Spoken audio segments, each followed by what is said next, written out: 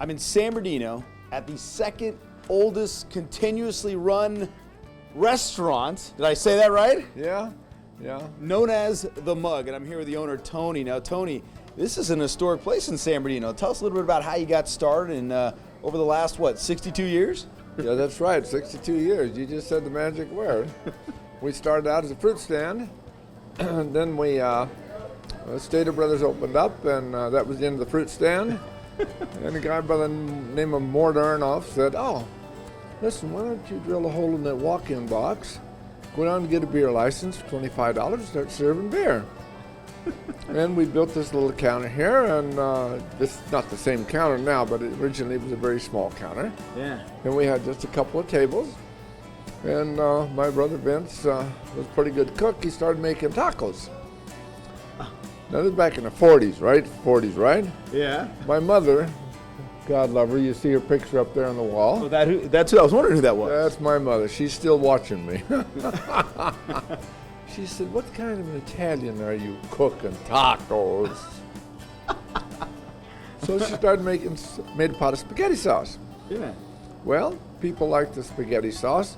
The ham beer from St. Paul was kind of a good thing because a lot of guys at Kaiser for back east all moved out here when Kaiser was here, and so they liked the beer. But this is the mug, and it's 60 some odd years old because that's what it is.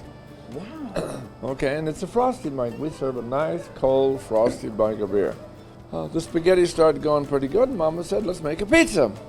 So we got the rolling pin out and rolled the pizza, and people liked the pizza, so we started selling pizzas, and pretty soon the room wasn't big enough. So then people got tired of eating out the patio out there in the dirt, so we had to add that room.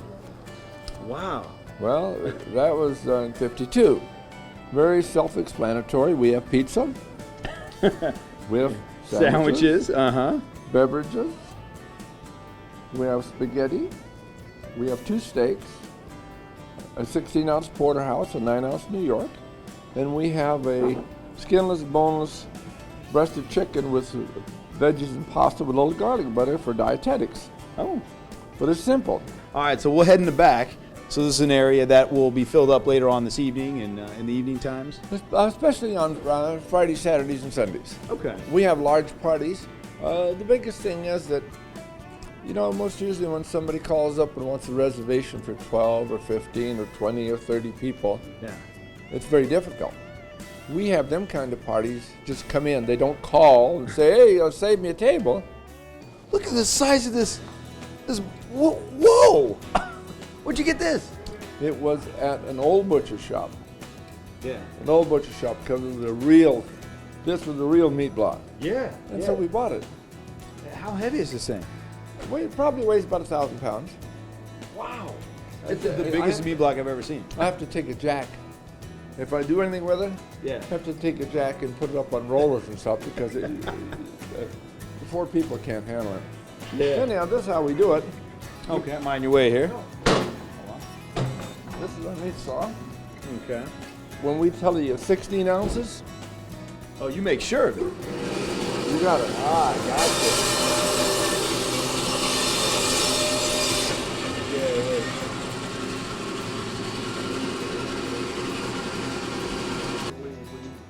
That's a big knife there, Tony. Well, it's a big piece of meat. You make this thing, so it's basically edible for the customer. Sure. Then you put it back on the scale. It's still 19 ounces, but that's okay. So we're gonna get, what is it, the mug special, the pizza? That's it. We're going to make a mug special for you. These These are called the crust rollers. Okay, this is how you roll the pizza. You just toss it in there and then. No, it's not quite that simple. Oh, look at that. Okay. Well, you don't have to beat it out or roll it out. Spend all day doing that. Not by hand anymore. But see, we use a live yeast dough. We have to be very careful about the flour. Is that unusual on pizzas being made these days? A live yeast, like you said? Yeah, most of them use baking powder Okay. as a riser. Because live yeast, after you bake the pizza like this, when you leave it out for about 2 hours, it's kind of raises up a little bit. That's why we put them in a rack. Oh, I see. Okay, the rack's over Okay. here. Yeah.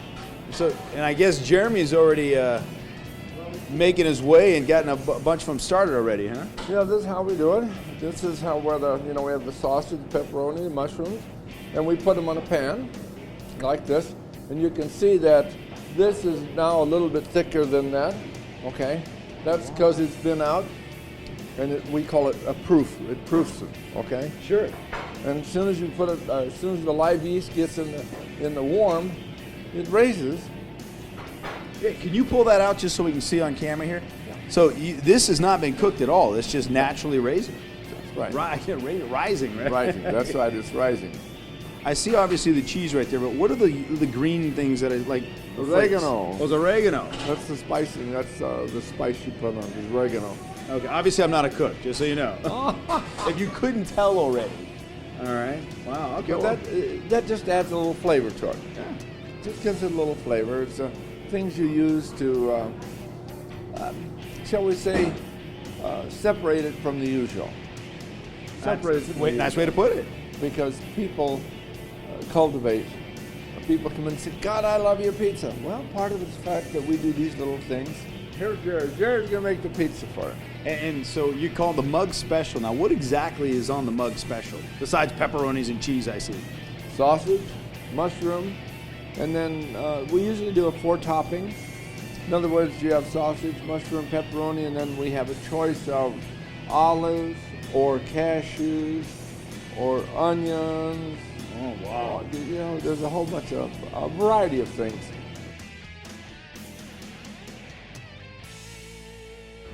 Who's been the one person that you can say that, wow, I'm so honored they came to the mug? Oh, I'm sure there's many of them, but can you name maybe 1 or 2 of them?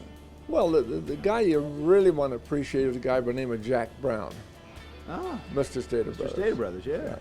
Because back in the old days, when they used to play basketball, if Jack and them won, okay, I would let him bring his girlfriend in and I would buy him a cheese pizza. At that time it was 95 cents. If they didn't win, I wouldn't let him do it. Best part is, Jack Brown never changed.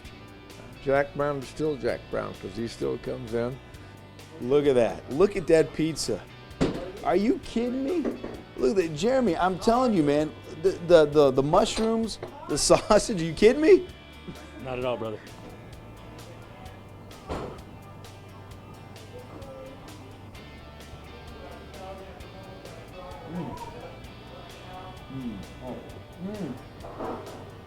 Oh man, that's good. That's good.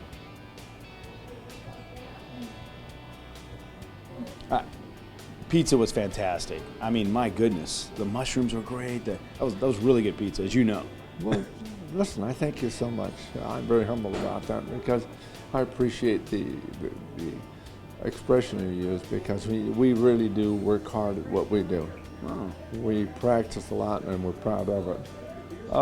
We have 2 telephone numbers, Okay. 909-887-1550 and 909-887-2002. Wow. Well, there you go. And of course, another place where you can come hang out right here in the Inland Empire in San Bernardino. And wow, that pizza was incredible. Tony, I want to thank you. Well, thank you guys. Thank you both for coming.